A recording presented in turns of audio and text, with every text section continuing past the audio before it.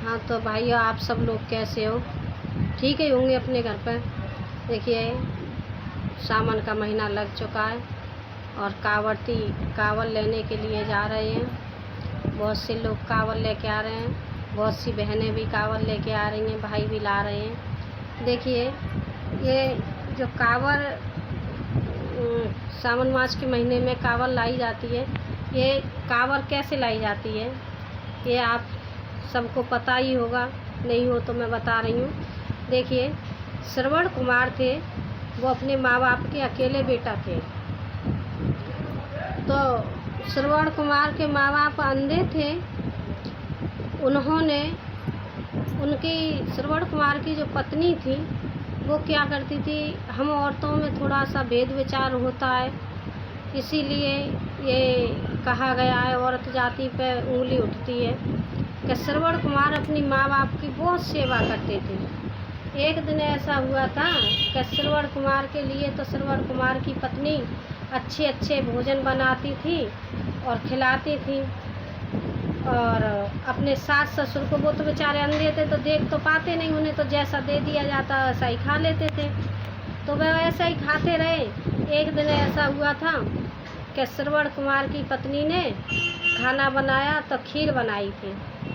तो श्रवण कुमार के लिए और अपने लिए तो वो खीर, मीठी खीर चावलों की बनाई, और सास ससुर के लिए छाछ डाल के, जिसे मठा बोलते हैं, मठा डाल के खट्टी खीर बनाई। क्योंकि दूध की मात्रा कम करने के लिए, कि अपने पति के और अपने लिए। तो वो बोली, उसने बहुत दिमाग की तेज़ थी। उसने क्या किया कि एक ही पतीला में, मतलब खीर कुछ भी बनाती तो एक ही पतीला में बनाती। तो श्रवण कुमार को ये क्या पता था कि ये क्या करती है मेरे माँ बाप के लिए। वो तो यही जानता थे, खाते थे तो क्या माँ बाप को, मम्मी पापा को खाना दे दिया, तो कहती हाँ मैंने दे दिया। तो उसी पतीला में से मतलब खाना देती थी, सब्जी वगैरह जो भी कुछ बनाती खाना तो देती थी। तो उन्हें ये क्या पता था कि अलग बनाती है। तो वो इतनी दिमाग की तेज़ थी, एक कुम्हार के पास गई और कुम्हार के से बोली कि भैया, एक हड़िया 2 पेट बना दें, मतलब एक तो हड़िया होनी चाहिए और उसमें बीच में पर्दी लगा के, मतलब एक हड़िया में 2 चीज़ बन सकें, ऐसी हड़िया बना दें।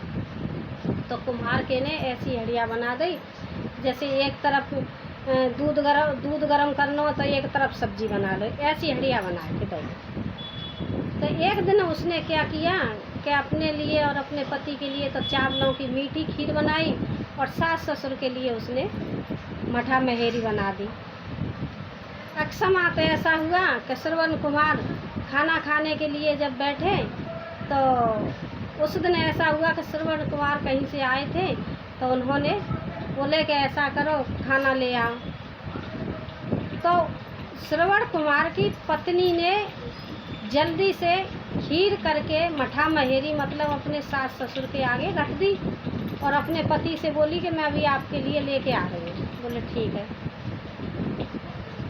कोई बात नहीं। जब वो लेके आई तो उन्होंने देखा कि माँ बाप के आगे तो नहीं, माँ बाप के लिए बाद में लाई शायद, तो उन्होंने अपनी खीर और माँ बाप को दे दी।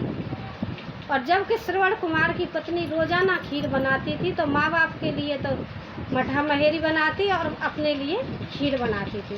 तो श्रवण कुमार ने अपनी खीर की थाली और माता पिता को दे दी कि लो आप खाओ, जब तक मैं मेरे लिए और आ रही है।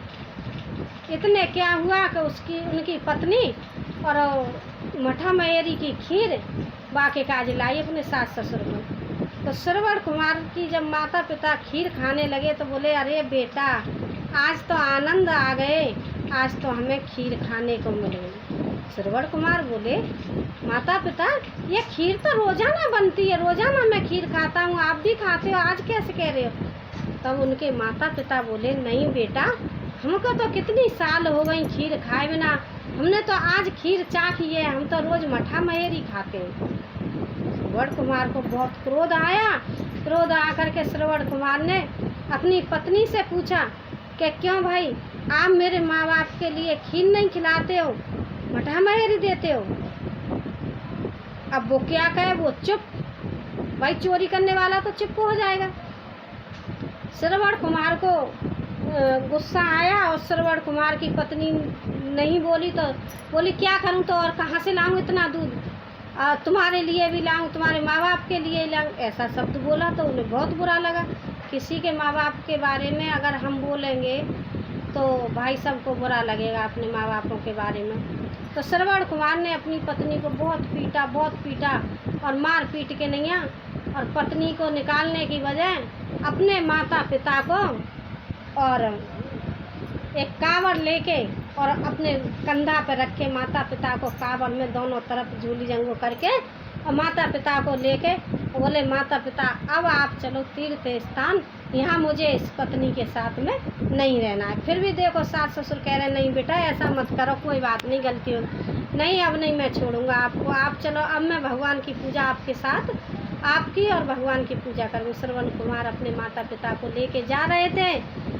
इधर देखिए किस्मत का खेल क्या है। श्रवण कुमार के माता पिता जो थे राजा दशरथ की बहन थी, श्रवण कुमार की जो माँ थी वो राजा दशरथ की बहन थी। श्रवण कुमार के राजा दशरथ मामा लगते थे। तो श्रवण कुमार जब कावड़ लेके जा रहे थे तो रास्ते में माता पिता बोले बेटा प्यास लग रही है हमें पानी पिला दो। तो उन्होंने कावड़ को वहीं रखा, पास में तालाब था राजा दशरथ का, तो वहाँ से श्रवण कुमार जल लेने के लिए गए। जब जल लेने के लिए गए तो जो तूबीबा में पानी में बोरी थी डुबोई थी, उसकी आवाज़ जैसे आवाज़ आई तो राजा दशरथ ने समझा। राजा दशरथ शिकार खेलने के लिए आए थे अपने बाग में, तो राजा दशरथ ने समझा कि कोई हिरन आ गया है, शेर आ गया है या हिरन आया है। तो राजा दशरथ ने अपना तीर संवार के तीर बाण धनुष बाण लेके तीर जैसे चलाया तो वो तीर है का श्रवण कुमार के जाके लगा। जब सीना में श्रवण कुमार के तीर लगा तो राम की आवाज़ आई, हरे राम। जैसे राम की आवाज़ आई तो राजा दशरथ के बहुत बड़ा धक्का लगा और राजा दशरथ वहाँ से दौड़े दौड़े आए, तालाब के पास आकर के देखा। पहले राजा महाराजा ऐसे तीर चलाया करते थे, उनके निशाने ऐसे बंधे हुए थे कि वो तीर दूर से चलाएंगे तो निशाना बिल्कुल ठीक शिकारी पे लगेगा। तो राजा दशरथ आए और आकर के राजा दशरथ ने देखा कि ये तो मेरा भांजा है, तो बहुत व्याकुल हुए, रोए पीटे।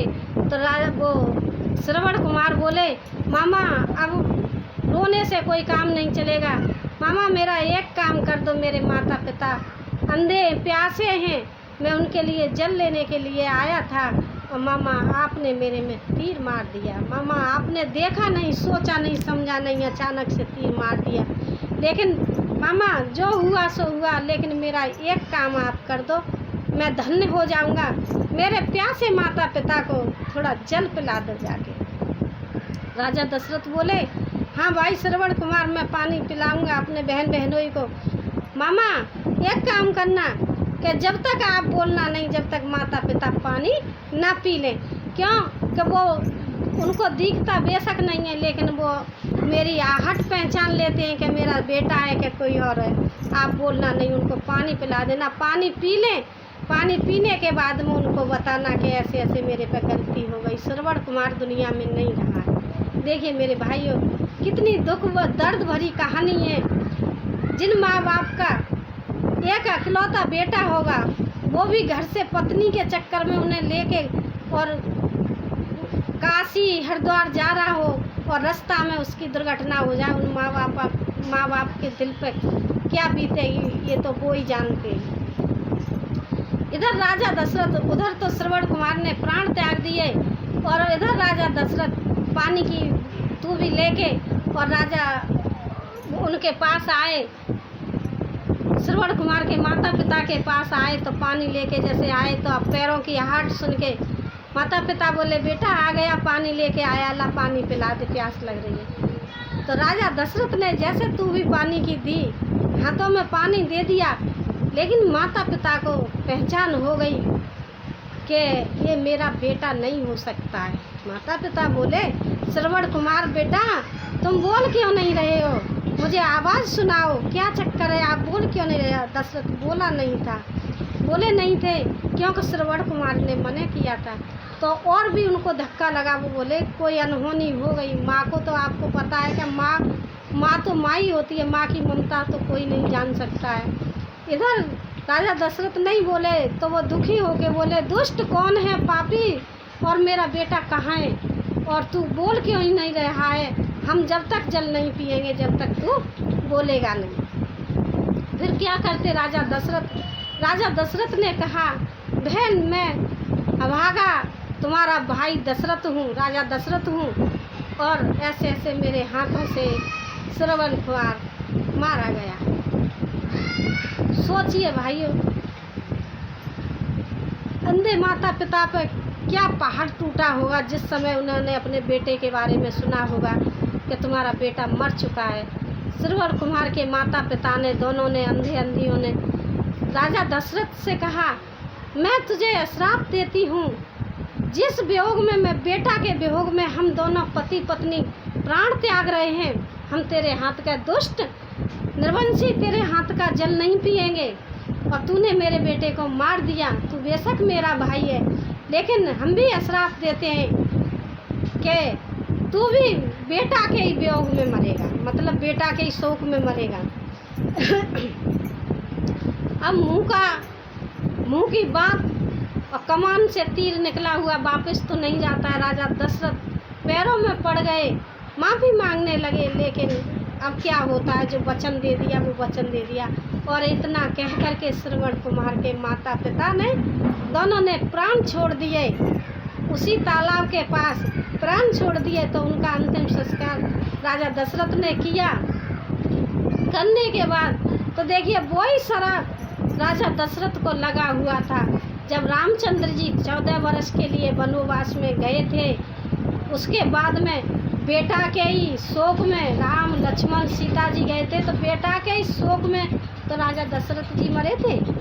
तो किसी के वचन खाली नहीं जाते हैं। अभी भी ऐसी बात नहीं है, पहले तो धर्म था लेकिन अब भी धर्म है।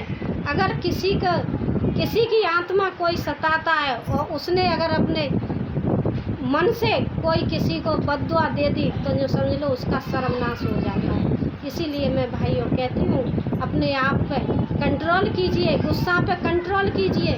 किसी के मुंह से किसी से ऐसा शब्द मत बोलिए जो कि किसी को घायल कर दे, और घायल करके उसकी आत्माएं बद्दुआ दे दे तो आपको परेशानी हो जाए। तो ये कहानी श्रवण कुमार की है।